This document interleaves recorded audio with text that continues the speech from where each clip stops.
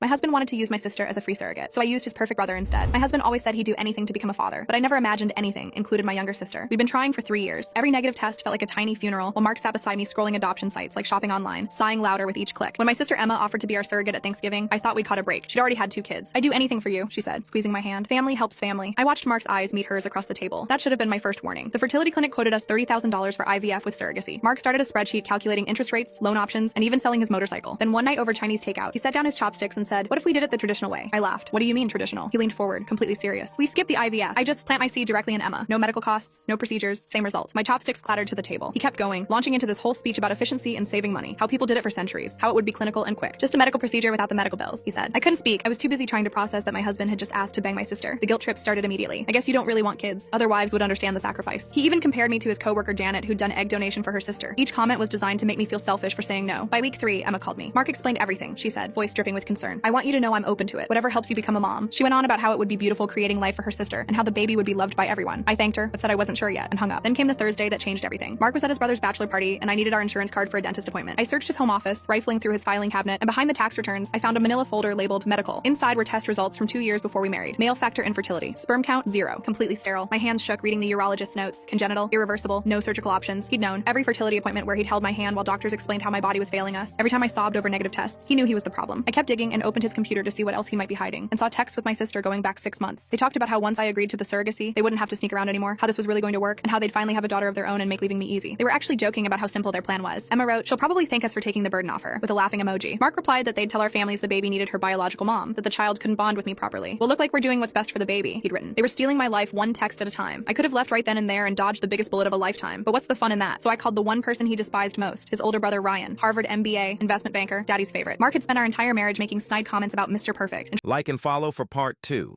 Just kidding, assholes. We fucking hate part 2s just as much as you do. Due to the high volume of video requests, priority will go to those that subscribe to my YouTube. Thank you. Love you.